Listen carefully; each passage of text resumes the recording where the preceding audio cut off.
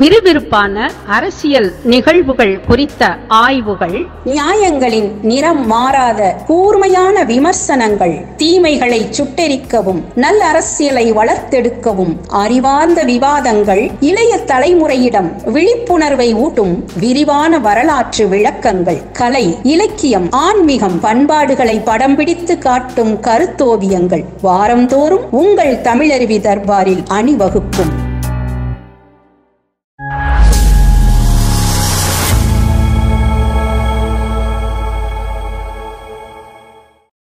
தமிழருவி தர்பார் நேயர்களுக்கு வணக்கம். ஒரு சிறிய இடைவெளிக்கு பின் விடை தேடும் வினாக்கள் பகுதிக்கு ஐயாவோடு நாம் இணையப் போகின்றோம். இன்றும் ஐயாவிடம் வினாக்களை சில கேட்டு அதற்கான விடைகளை பெறுவோம். வணக்கம் ஐயா. வணக்கம் வாசுகி.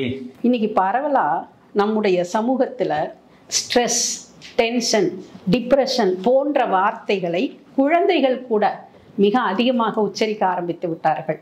இந்த ஸ்ட்ரெஸ் எனப்படுகின்ற மன அழுத்தம், மனச்சிதைவு, மன இறுக்கம் இவையெல்லாம் இல்லாமல் இன்றைய சூழலில் வாழ்வது என்பதே கடினமாகிவிட்டது. ஏனென்றால் நம் வாழ்க்கை முறையும் அப்படி ஆகிவிட்டது. அனைத்திலும் ஒரு படபடப்பு, ஒரு வேகத்தோடு தான் ஒவ்வொரு நாளையும் பதட்டத்தோடு தொடங்கி கொண்டிருக்கிறோம். இந்த மன அழுத்தம் என்றால் என்ன? இந்த மன அழுத்தத்திலிருந்து விடுபடுவதற்கு என்ன மாதிரி வழிமுறைகளை நாம் மேற்கொள்ள வேண்டும்? ஒவ்வொரு மனிதனுக்கும் நீங்கள் சொல்லக்கூடிய பிரச்சனைகள் நிச்சயமாக இருக்கும்.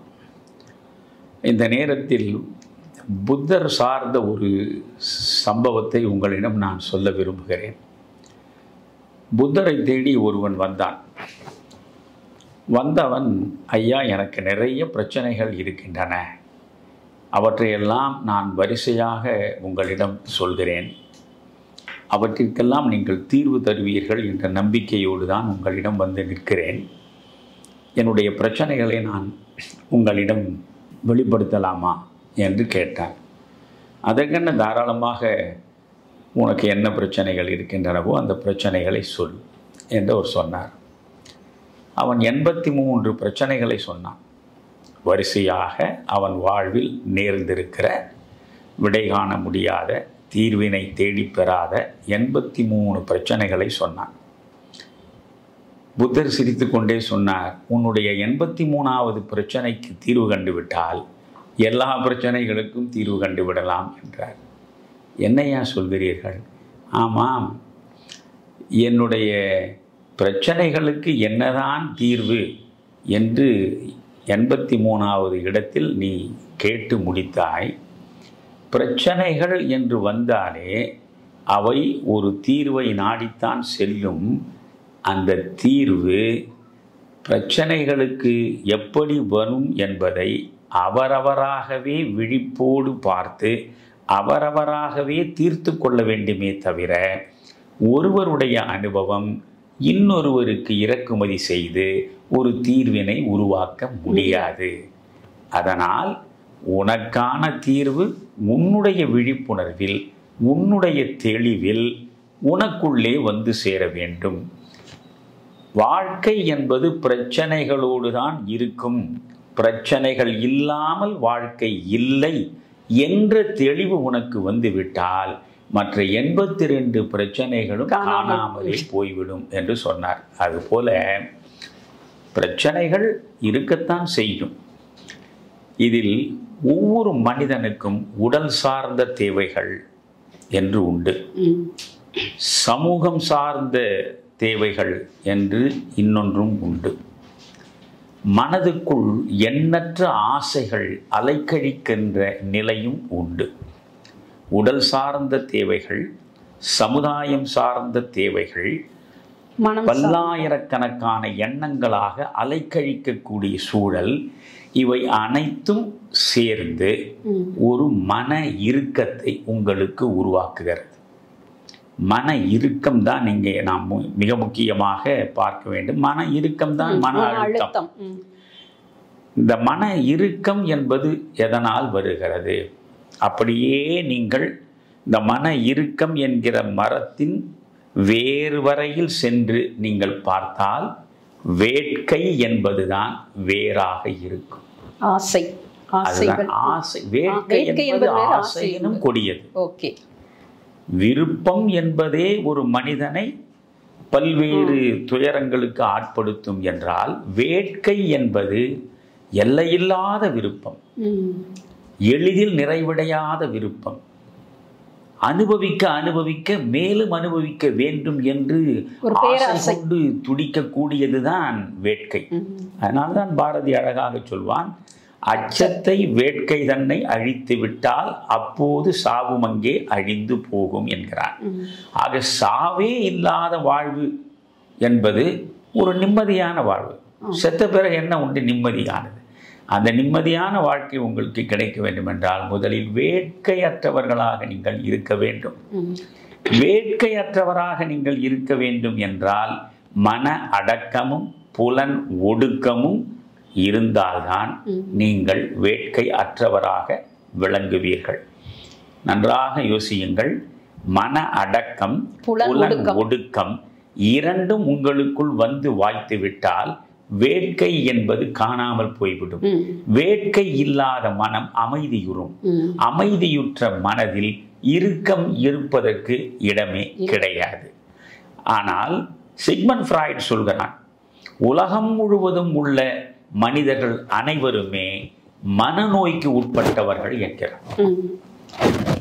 இன்னொன்று சொல்கிறான், என் 40 ஆண்டு கால ஆராய்ச்சியில் நான் கண்டெடுத்தது ஒரே ஒரு உண்மைதான். அந்த உண்மை என்ன தெரியுமா? மகிழ்ச்சியோடு மனிதன் கடைசி வரை இருக்க முடியாது.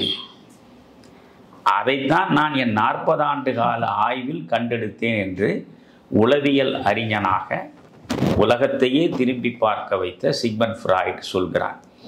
அதனால் நாம் இந்த மனதை என்ன செய்வது, அதுதான் முக்கியமானது. அதற்காகத்தான் நீங்கள் வள்ளுவனை பாருங்கள். 2000 ஆண்டுகளுக்கு முன்னாலேயே நாம் நேற்றைய சிக்மண்ட் ஃப்ராய்டை பற்றி பெருமையாக பேசுகிறோம். 2000 ஆண்டுகளுக்கு முன்னாலேயே வள்ளுவன் மனநலம் மண்ணுயிர்க்கு ஆக்கம் என்கிறான். உயிர்களுக்கு, இந்த உலகத்திற்கு ஆக்கம் தரக்கூடியது எது என்றால் மனநலம்தான். மனநலம் நன்றாக இருந்தால் தானே உடல் நன்றாக இருக்கும். அதனாலதான் உங்களுக்கு மனத்துக்கண் மாசிலன் ஆதல் அனைத்து அரண் ஆகுல நீர பிற என்று தொட வேண்டிய இடத்தை அவன் தொடுகிறான். ஏனென்றால் மனம் எண்ணங்களின் பிறப்பிடம். எண்ணங்கள் வார்த்தைகளை உருவாக்குகின்றன. வார்த்தைகள் செயல்களின் உந்து சக்தி ஆகின்றன. செயல்கள் உங்களுக்கான விளைவை தேடி தருகின்றன. அதனால் மனம்தான் முக்கியமானது. இந்த மனம் எப்படிப்பட்டது என்று இதுவரையில் எத்தனையோ உளவியல் அறிஞர்கள் சொல்லி இருப்பதையெல்லாம் நான் படித்திருக்கிறேன். ஆனால் பட்டினத்தாரை போல இந்த மனம் பற்றி அவ்வளவு அழகாக சொன்னவன் எங்கேயுமே இல்லை. அவன் தான் சொல்றான், இது என்ன மனம்? அங்காடி நாய் போல் அலையும் சிறு மனமே என்கிறான். இந்த காலா உனை நான் சிறு புல் என மதிக்கிறேன், சிறு புல் அற்பமாக பாரதி பேசுவது போல இவன் இங்க சொல்றான், அங்காடி நாய் போல் அலையும் சிறு மனமே. சிறு மனம்தான். ஆனால் இந்த சிறு மனம் தான் நமக்கு 1000 சித்திரவதைகளை கொண்டு வந்து சேர்க்கிறது. இந்த சிறு மனம் எப்படிப்பட்டது? அங்காடி நாய், அழகான ஓமை அது. அங்காடி என்பது கடைத்தெரு. கடைத்தெரு நாயை போன்றதுதான் ஒவ்வொரு மனிதனுக்குள்ளிருந்தும் அலைக்கழிக்கக்கூடிய மனம். ஏன் கடைத்தெரு நாயை சொல்கிறான்? நாம் கடைத்தெரு நாயை, ஆப்சர்வேஷன் இஸ் வெரி இம்பார்ட்டன்ட். நாம் உற்று பார்த்தால் உண்மை புரியும். ஒரு கடை தெரு இருக்கிறது. அந்த கடை வீதியில் ஒரு பக்கத்தில் ஏதோ ஒரு பொருள் கீழே விழுந்து கிடக்கும். அதை இந்த நாய் பார்த்துவிடும். இங்கிருந்து வேக வேகமாக அந்த பொருளை கைப்பற்றி உண்பதற்கு போய் வாயை வைக்கும். வாயை வைத்தது அப்படியே முழு கவனத்தோடு அதை மட்டும் உண்ணுமா என்றால் உண்ணல. அங்கிருந்தபடியே வேறு எங்காவது ஏதாவது விழுந்து கிடக்கிறதா என்று பார்க்கும். உடனே இதை பாதியிலேயே விட்டு அங்கே ஓடும். அங்கே ஓடி இருக்கக்கூடியதை முழுமையான கவனத்தோடு உண்கிறதா என்றால் கிடையாது. அங்கிருந்தபடி வேறு எங்கோ பார்க்கும். இப்படி மாறி மாறி எங்கெங்கே எது இருக்கிறது என்று பார்த்து பார்த்து அலையக்கூடியதுதான் நாய். அதுதான் அங்காடி நாய். அங்காடி நாய் போல் அலையும் சிறு மனமே. இந்த மனம் எப்படிப்பட்டது? ஒன்றை அடைவதற்கு இது முதலில் ஆசைப்படும். ஆசைப்பட்ட மனம் அதை எப்படியாவது அடைந்துவிட வேண்டும் என்று முயற்சி எடுக்கும். முயற்சி எடுத்த மனம் முயற்சியின் விளைவாக அடைந்துவிடும். அடைந்ததை அனுபவிக்கும். அனுபவித்தது காலநடையில் கசக்கும். இன்னொரு கசந்ததை உடனடியாக இது துறக்கும். துறந்ததும் இன்னொன்றை இந்த மனம் நாடி செல்லும்.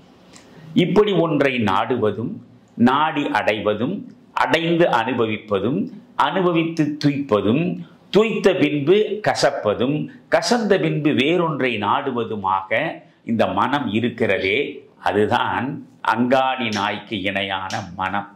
எனவே இந்த மனதை நாம் அடக்க வேண்டும் என்றால் புலன்களை நம் கட்டுக்குள் கொண்டு வர வேண்டும். அதுதான் புலனை கட்டுதல் பாரதி சொல்றான்.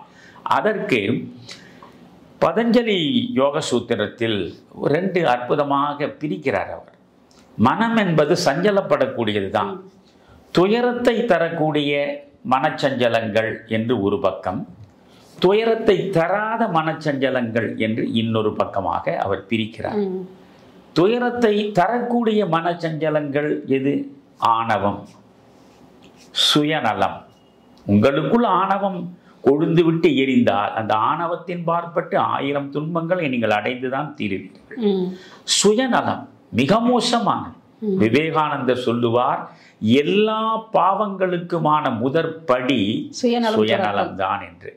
எனவே ஆணவமும் சுயநலமும் தவறான எண்ணங்களும் உங்களுடைய மனச்சலனத்தை மிக மோசமாக கொண்டு போய் சேர்க்கும், துன்பங்களை தரும்.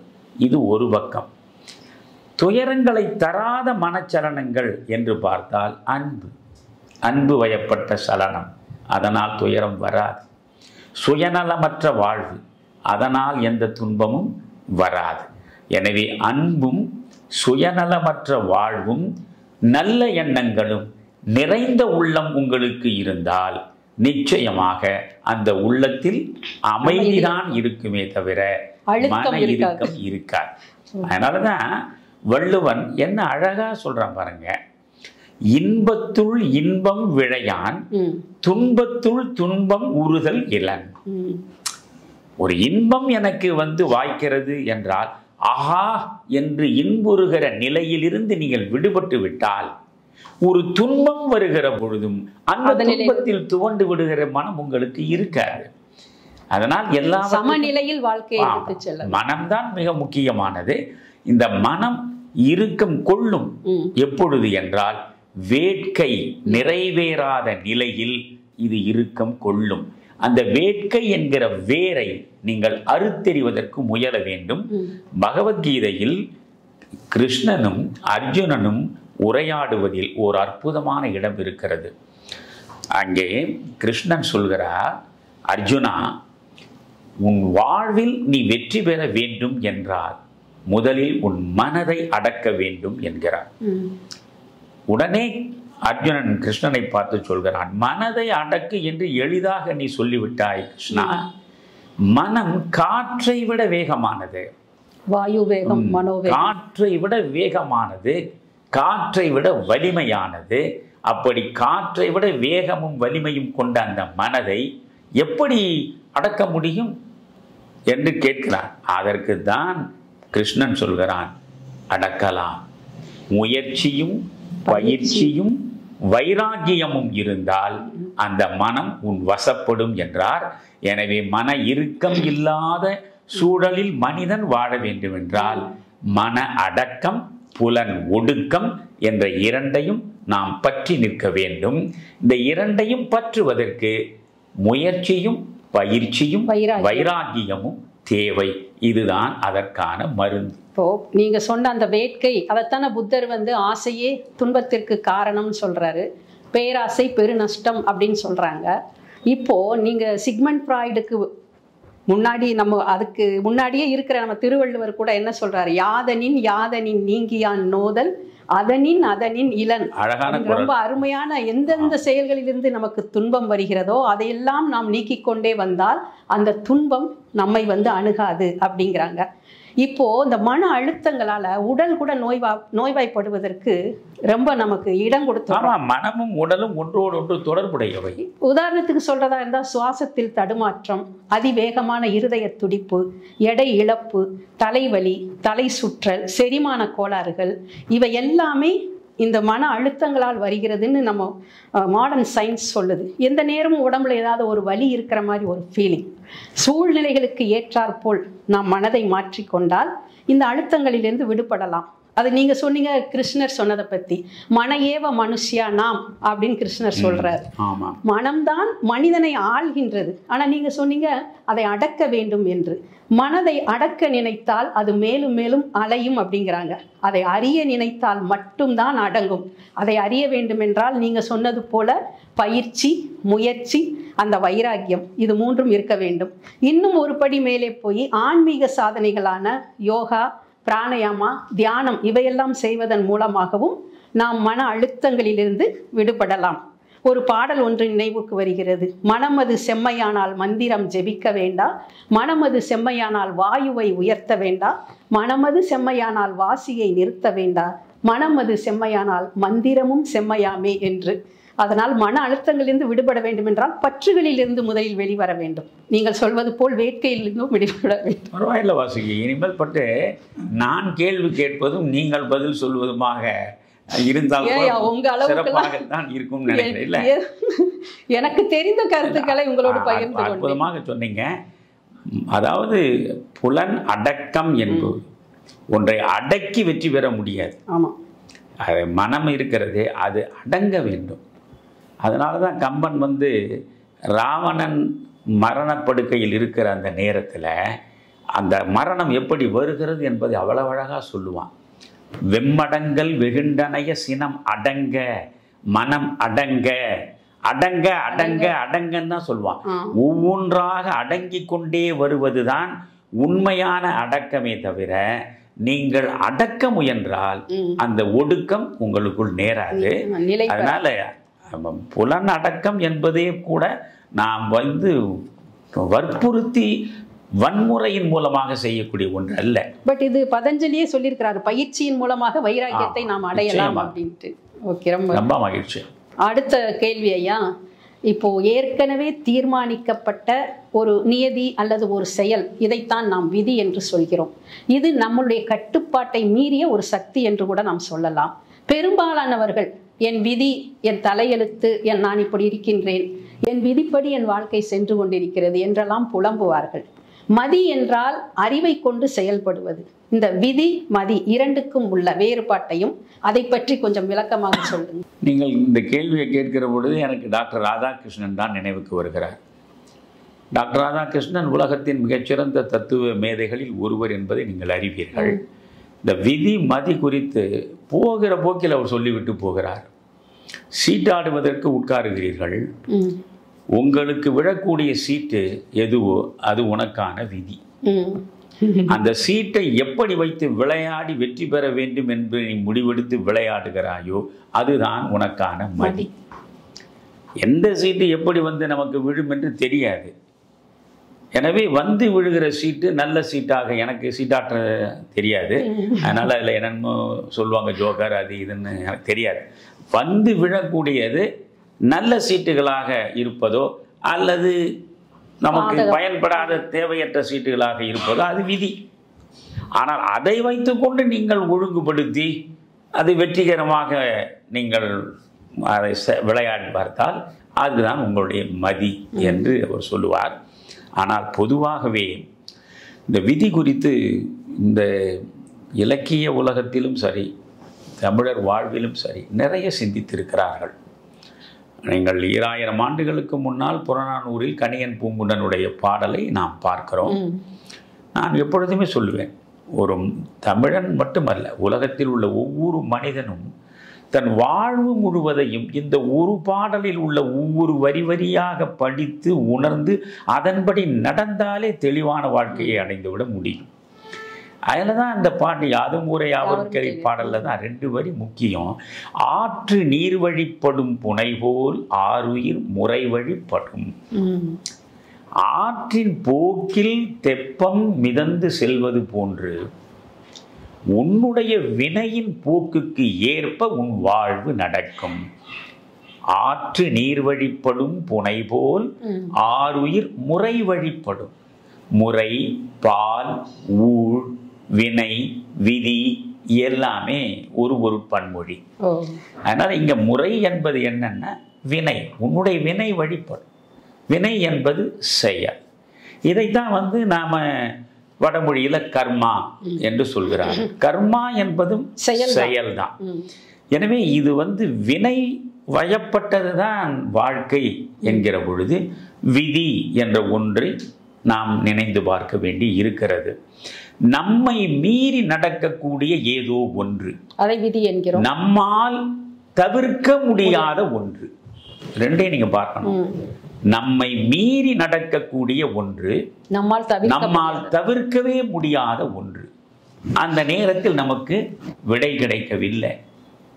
இதை எப்படி தீர்ப்பது, எப்படி தவிர்ப்பது என்று விடை தெரியாத போது அந்த நேரத்தில் நாம் அதை வைத்து அழைப்பதுதான் விதி என்று சொல்கிறோம். இந்த விதி அவ்வளவு முக்கியமானது. நீங்கள் 50 காப்பியங்களில் ஒன்றாக இருக்கு சிலப்பதிகாரம். சிலப்பதிகாரத்துடைய பதிகத்தை நீங்கள் படித்து பாருங்கள். அந்த பதிகத்திலேயே இளங்கோவடிகள் சொல்றார், நான் சிலப்பதிகாரத்தை ஏன் உருவாக்கினேன், அதனுடைய நோக்கம் என்ன, அரசியல் பிழைத்தோர்க்கு அறம் கூற்றாகும், உரைசால் பத்தினிக்கு உயர்ந்தோர் ஏத்தலும், ஊழ்வினை உறுத்து ஊட்டும் என்பதும், சூழ்வினை சிலம்பு காரணமாக நாட்டுதும் யாமோர் பாட்டுடை செய்யுள்னு பதியத்தில் சொல்றார்.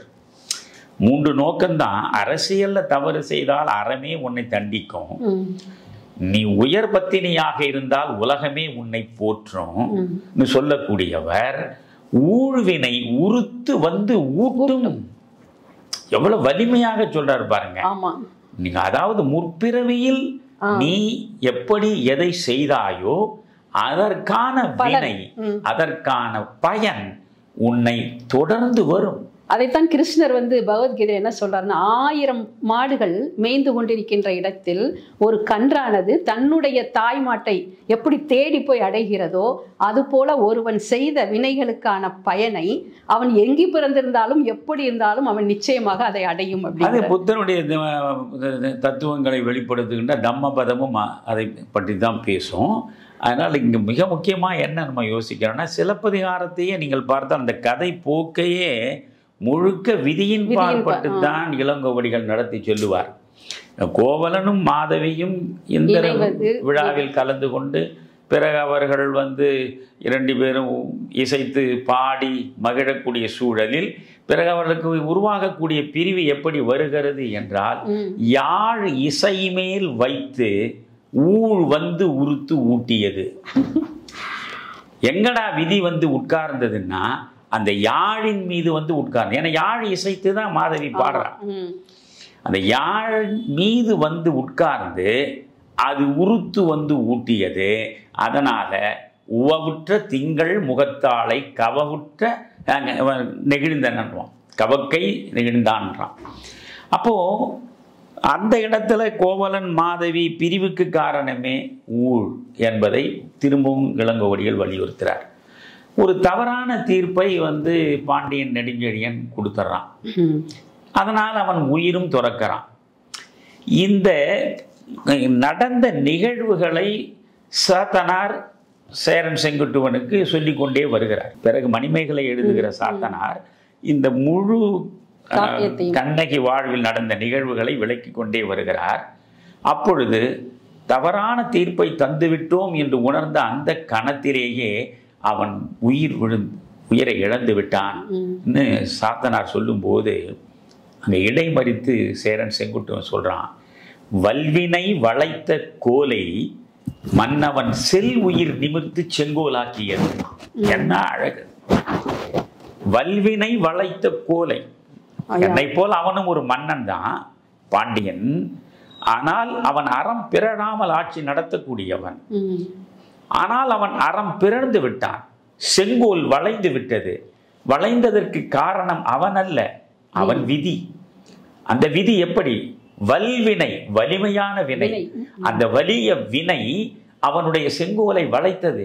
ஐயோ, வழி வழியாக இந்த செங்கோல் அப்படியே பிடிக்கப்பட்ட நிலையில் தடம் மாறாமல் நீதி வழங்கிய என்னுடைய பரம்பரையில் என்னால் இந்த செங்கோல் வளைந்து விட்டதே என்று நினைக்கிற பொழுதே துடிக்கக்கூடிய இதயம் வளைந்த செங்கோலை செல்லுயிர் கொண்டு நிமிர்த்தி விட்டான்.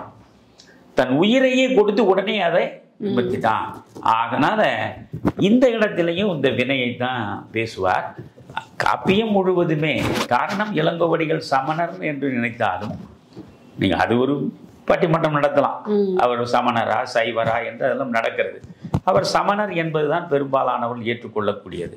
சமணம் என்பது ஊழை வலிமையாக வலியுறுத்தக்கூடியது. பௌத்தமும் ஊழை வலிமையாக வலியுறுத்தக்கூடியது. நீங்கள் மணிமேகலைக்குள்ளே போனாலும் பழவினை குறித்து தான் பேசும். புரிகிறதா? நல்லதை செய்தால் நல்லதை அடையலாம், அல்லதை செய்தால் அருநரக அடையலாம் என்பது போலத்தான் நீங்கள் மணிமேகலைக்குள்ளேயே சாதுவன் கூற்றாகவும் பல இடங்களிலும் நீங்கள் பார்க்க முடியும். அப்ப காப்பியங்களை எடுத்துக்கொண்டாலே விதியை பற்றி ரொம்பவும் அழுத்தமாக பேசுகின்றன. அதில் ராமாயணத்தில் அழகு, கம்பராமாயணம் எல்லாம் இன்றைய பிள்ளைகள் படிக்க வேண்டும் என்று நான் ஆசைப்படுகிறேன். அதை விட ஒரு சொர்க்கம் வேறு எதுவுமே கிடையாது. எதையோ இன்பம் என்று தேடி செல்லக்கூடிய நம்முடைய பிள்ளைகள் இந்த கம்பன் தந்திருக்கக்கூடிய ராமாயணத்தை வரி வரியாய் படிக்கிற பொழுது அடையக்கூடிய சுகம் இருக்கிறதே, அற்புதம் அற்புதம். இங்கே கைகேயி தவறாக காய்களை நகர்த்தி அவள் கானகம் போகும்படி ராமனை சூழலை உருவாக்கி விடுகிறாள். இப்பொழுது ராமன் கானகத்திற்கு போக வேண்டும். ராமன் கானகத்திற்கு செல்ல போகிறான் என்கிற செய்தி கிடைத்ததும் இதற்கு காரணமான தசரதன் மீதும் கைகேயின் மீதும் எல்லையற்ற கோபம் இலக்குவனுக்கு வருகிறது. அப்படி இலக்குவன் கோபப்பட்டு, இந்த தந்தையாயினும் அவனை என்ன செய்கிறேன் பார், இந்த கைகேயை நான் என்ன செய்கிறேன் பார் என்று அவன் வன்மையான வார்த்தைகளை பெய்து பேசுகிற நிலையில் ராமன் அவனிடம் பேசுகிறான். நதியின் பிழையன்று நறும்புணல் இன்மை அற்றே பதியின் பிழையன்று பயந்து நம்மை புறந்தாள் மதியின் பிழையன்று மகன் பிழையன்று மைந்த இது விதியின் பிழை. கவனிக்கணும். நதியின் பிழை என்று நறும்புணல் இன்மை. நதியில தண்ணீர் இல்லை என்றால் அது காய்ந்து கிடக்கிறது, மழை பொழியல, அதனால் அது நதியினுடைய பிழை கிடையாது. அற்றே பதியின் பிழை என்று நம்முடைய தந்தையினுடைய பிழையும் கிடையாது. ஏனென்றால் அவன் ஏற்கனவே கொடுத்த வரம் அது. அந்த வரத்தை தர முடியாது என்று தவிர்க்க அவனால் இயலாது. அதனால் அந்த வரத்தை அவன் தந்திருக்கிறான். அதனால் அது அவன் பிழையும் அன்று.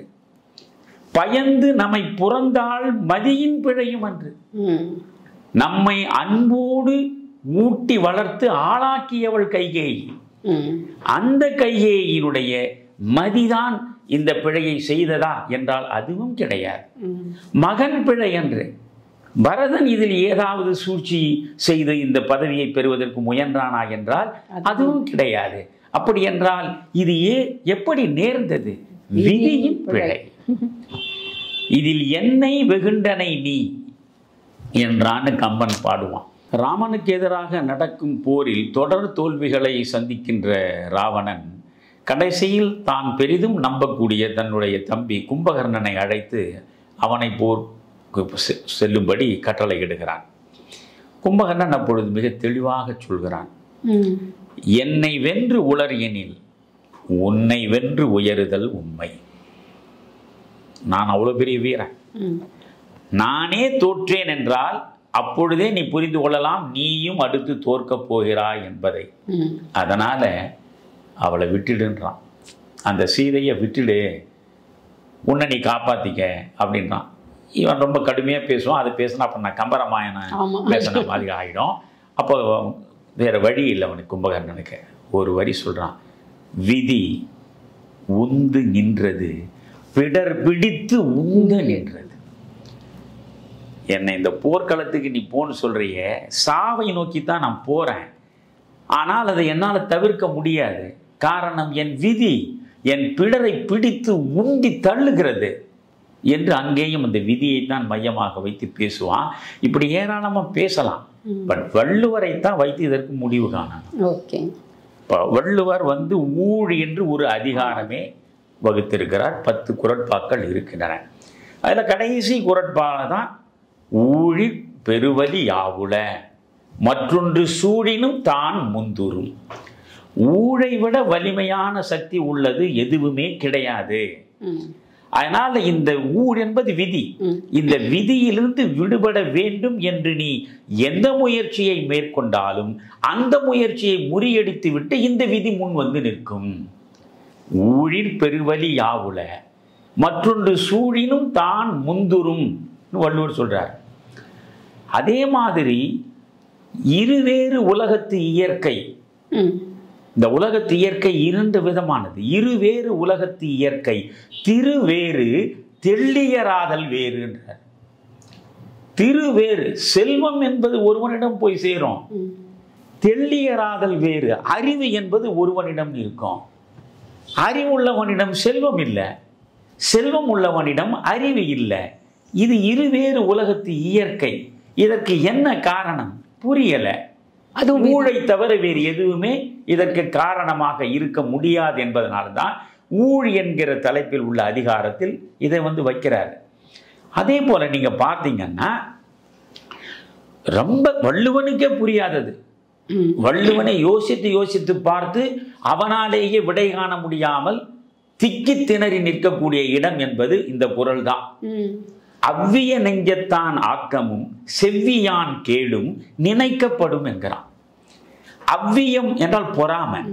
அவ்விய நெஞ்சத்தான் ஆக்கம், பொறாமை குணமுள்ள கீழ் மகன் அவன் உயர் செல்வங்களோடு உலா வருகிறான். இன்னைக்கு நம்ம பாக்குறோமே, அவ்விய நெஞ்சத்தான் ஆக்கமும் செவ்வியான் கேடு. செவ்வியான் செம்மை சார்ந்த நல்ல பண்புகளை நிறைய வைத்து அதன்படி நடக்கக்கூடியவன் கேடுற்று கிடக்கிறான். சிறந்த பண்புகளை உடையவன் கேடுற்று விழுந்து கிடக்கிறான். கீழ்மை குணங்கள் உடையவன் மேலே சகல வசதிகளோடு இருக்கிறான் என்று 2 நிலையையும் சொல்லிவிட்டு இது நினைக்கப்படும் என்று முடித்து விடுகிறார். நினைக்கப்படும், இதை நினைச்சு பார்க்க வேண்டியதா தான் இருக்குன்றார். ஆக அவருக்கே புரியல, அவரிடமும் பதில் இல்லை. ஆனால் ஆழ்வினை உடைமையில் அவர் என்ன சொல்றாரு? எல்லாவற்றையும் விதி விதி விதி என்று சொல்லிக்கொண்டே போனால் அப்போ முயற்சி என்பதே மனிதனிடம் இல்லாமல் போகும்.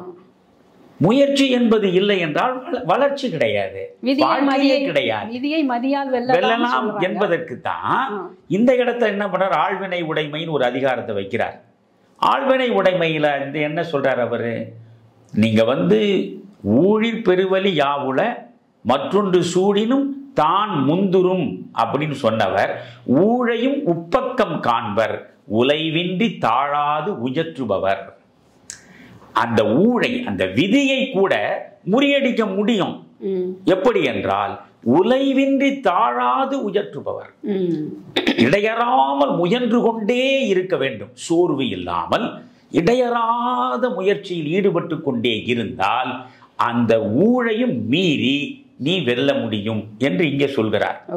இப்படி ஊழையும் மீறி வெல்ல முடியும் இங்கே சொல்றார். ஆனா ஊழிற் பெருவலி யாவுல மற்றொன்று சூழினும் தான் முந்துரும்.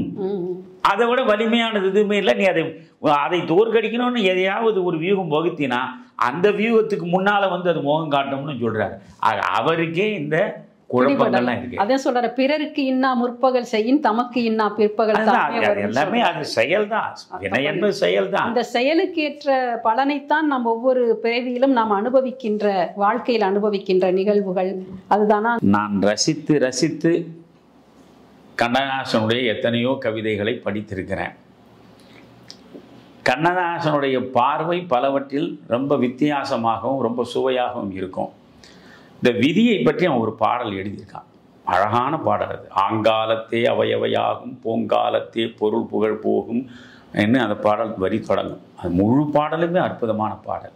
அதில் ஒன்று சொல்லுவான், ஏறுவர் இறங்குவர், இறங்குவர் ஏறுவர், வாழுவர் தாழுவர், தாழுவர் வாழுவர், காரணம் யாதென கணிதம் ஒன்றில்லையால் கடவுளின் விதி என கழறுவர் எல்லையால். ஒருத்தன் திடீர்னு மேலே போயிட்டான், எல்லா வகையிலையும் உயர்ந்துட்டான். எப்படிடா உயர்ந்தான் புரியலை. எல்லா வகையிலையும் உயரமான இடத்துல இருந்தான், திடீர்னு பள்ளத்தில் விழுந்துட்டான். ஏன் இப்படி பள்ளத்தில் விழுந்தான் புரியலை. ஏறுவர் இறங்குவர், இறங்குவர் ஏறுவர், வாழுவர் தாழுவர், தாழுவர் வாழுவர். நல்லா வாழ்ந்தான், பிறகு மிக மோசமான தாழ்வை அடைஞ்சிட்டான். ஒருத்தன் தாழ்ந்தே கிடந்தான், அவன் மிகப்பெரிய வாழ்வை அடைந்துட்டான். காரணம் யாது? இவற்றுக்கெல்லாம் காரணம் யாது? காரணம் யாதென கணிதம் ஒன்றில்லையால், இது இதனால் இவ்விதம் நிகழ்ந்தது என்று சொல்கிற கணக்கு எதுவுமே இல்லை, மனிதனுக்கு புரியவில்லை. அதனால கடவுளின் விதி என கழறுவர் எல்லையா. இது கடவுள் விதித்த விதி என்று சொல்லிவிட்டு போவதை தவிர வேறு வழி இல்லை. சொல்றவன், நீங்க இந்த விதி மதின்னு பேசுனீங்க இல்லையா, விதியை மதியால் வெல்ல முடியும் என்பது பரவலாக பேசப்படக்கூடிய கருத்து தானே. இதை எப்படி கண்ணதாசன் சொல்றான்னு பாருங்க. ஏறுவர் இறங்குவர், இறங்குவர் ஏறுவர், வாழுவர் தாழுவர், தாழுவர் வாழுவர், காரணம் யாதென கணிதம் ஒன்று இல்லையால் கடவுளின் விதி என கழறுவர் எல்லையால், விதியெனும் ஒன்றை நீ வெல்வதும் உண்டு கான். இந்த விதியை உன்னால் வெல்ல முடியும். வெல்வதும் விதி என வேதன் விதித்ததா. அதான் இந்த விதியை உன்னால் வெல்ல முடியும். எப்போ? இந்த விதியை வெல்லலாம் என்று வேதன் விதி விதித்திருந்தால் அந்த விதியை நீ வெல்லலாம். எப்பன்னா வெல்லணும்ன்றது உன் விதி. அப்படி ஒரு விதி உனக்கு இருந்தால் அந்த விதி இந்த விதியை வெல்ல முடியும்னு இந்த கவிதை போகும். அதனால இது ஒன்றுமே இல்லை. இதை விதி விதி விதி என்று குழப்பிக் கொள்ளவே கூடாது. விதி என்பது வினை, விதி பயன் என்பது வினை பயன், வினை பயன் என்பது செயலுக்கான விளைவு. நீங்கள் என்ன செய்கிறீர்களோ அந்த செயலுக்கான விளைவு தான். அதைத்தான் நீங்க சொல்லக்கூடிய இந்த சங்கீதம், பிராராப்தம், ஆகாமியம், அதை பற்றி விளக்கம் உங்களுக்கு தெரிய சொல்லுங்க. இல்லை, சஞ்சிதம் அப்படின்னாலே ஒரு பை அப்படின்னு பொருள்படும். அது நாம முற்பிறவிகளில் சேமித்து வைத்த ஒரு கிடங்கு போன்று, ஒரு அம்பரா தூணியில் உள்ள அம்புகள் மாதிரி அது சஞ்சிதம். அதை நம்ம சேமித்து வைத்த நம்முடைய வினை பயன்கள் சஞ்சித கர்மா. இப்ப அது பிராரப்தமா அதை எடுத்து நம்ம செயல்படுத்துகிற வினை பயன் தான் பிராரப்தம். அப்படி செயல்படுத்தும் பொழுது தானாக சேருகின்ற வர இருக்கின்ற வினை பயன் தான் ஆகாமியம் என்று அழகா சொன்னீங்க. இதுதான் உண்மை. ஆக இந்த 3 விதமாக இந்த வினை பயன்களை நம்முடைய முன்னோர்கள் வகுத்து தொகுத்து வைத்திருக்கிறார்கள். எனவே எந்த பக்கம் நாம் பார்த்தாலும் நம்முடைய செயல் எதுவோ அந்த செயலுக்கு ஏற்ற விளைவுதான் சேரும் என்பதை நீங்கள் பிரகதாரண்ய உபநிடதத்திலேயே மிக அழகாக சொல்கிறான். நீ எதை செய்கிறாயோ அதற்கு ஏற்பத்தான் நீ ஆக முடியும் என்கிற பிரகதாரண்ய உபநிடதம் சொல்வது. நீ எதை செய்கிறாயோ அதற்கேற்பத்தான் நீ ஆக முடியும் என்றால் உன் செயலுக்கேற்ற விளைவை நீ சந்தித்துத்தான் தீர வேண்டும். எனவே நல்லதை செய்வோம், நல்லவர்களாக இருப்போம், நல்லதையே சிந்திப்போம், நல்ல பாதையில் நடப்போம், நல்லனவற்றை அடைவோம். அதை விட்டு தவறாக சிந்தித்து தீய எண்ணங்களுக்கு இடம் கொடுத்து தவறாகவே நாம் ஒவ்வொரு செயலையும் செய்ய தொடங்கிவிட்டால் அதற்குரிய மோசமான விளைவுகளை நாம் சந்திக்க வேண்டி வரும். எனவே நற்பயன் என்பதும் நற்பயனுக்கு எதிராக துர்ப்பயன் என்பதும் எங்கிருந்தும் வருவதில்லை. கடவுள் ஒவ்வொருவனுடைய கபாலத்தையும் பிளந்து விதி என்ற ஒன்றை எழுதி வைத்து அனுப்புவதும் இல்லை. அவனவன் செயல், அந்த செயலுக்கு ஏற்ற விளைவு, இதுதான் விதி. ஆனால் நீங்க சொன்னீங்க நற்பயன் செய்வோம் நல்லதே. ஆனால் புண்ணிய காரியங்கள் செய்தாலும் கூட அந்த கர்மாவின் பலனை நாம் அனுபவிக்க வேண்டும் அப்படின்னு ஒரு வார்த்தை நான் படிச்சிருக்கேன். அது எப்போனா, அந்த காரியத்தை நான் தான் செய்தேன் அப்படிங்கிற ஒரு பற்றுதலோடு செய்யும் போது அந்ததுக்கு உண்டான பலனையும் அனுபவிப்பதற்கு மறுபடியும் நாம் பிறவிகளை எடுத்து அதை நீக்க வேண்டும் அப்படிங்கிறாங்க. அப்போ மனசா, வாச்சா, காயா இந்த மூன்றினாலும் நாம் நன்மைகளை செய்ய வேண்டும்ங்கிறாங்க. மனதாலும் பிறருக்கு தீங்கு, உள்ளத்தால் உள்ளலும் தீதே, பிறர் பொருளை கள்ளத்தால் கல்வோமெனில் என்று வள்ளுவர் சொல்லியிருக்கிறார் இல்லையா? அந்த பொருளை போய் திருடினால்தான் திருட்டு என்பது கிடையாது. மனசில் அதை திருடணும்னு நினைச்சிட்டாலே திருடுதானே. அப்போ அதற்குண்டான பலனையும் நம்ம அனுபவிக்கணும். அதுபோல உடம்பாலையும் நாம் மனதில் நினைக்கின்ற, நீங்க அடிக்கடி சொல்லுவீங்க, எண்ணங்கள் தான் வார்த்தைகளாக வெளிப்பட்டு அந்த வார்த்தைகள் செயல் வடிவம் பெற்று அந்த செயலுக்கான வினைகளை அதனுடைய பலன்களை தான் நாம் அனுபவித்துக் கொண்டிருக்கிறோம் என்பதை வெகு அழகாக இந்த விதி மதி இரண்டையும் ஒப்பிட்டு சிலப்பதிகாரத்திலிருந்து பல உவமைகளை எல்லாம் எடுத்து சொல்லி, அந்த சிலப்பதிகாரமே எப்படி இளங்கோவடிகள் ஊழ்வினையின் பயனாகத்தான் அதை ஈட்டினேன் என்பதை ரொம்ப அழகாக சொல்லியிருக்கீங்க. நேயர்களுக்கு ஒரு விரிவான, விளக்கமான, தெளிவான பதிலாக இருக்கும் என்று நினைக்கிறேன். மீண்டும் ஒரு விடை தேடும் வினாக்களில் சந்திப்போம் ஐயா. நன்றி. ரொம்ப மகிழ்ச்சி வாசுகி. ஓகே, ரொம்ப மகிழ்ச்சி. ரொம்ப அற்புதமாக இந்த 2 கேள்விகளும் அவற்றிற்கான பதில்களும் அமைந்தன என்று நான் நம்புகிறேன். இது உண்மையிலேயே பார்வையாளர்களுக்கு பயனை தரும் என்றும் நான் நம்புகிறேன். நன்றி.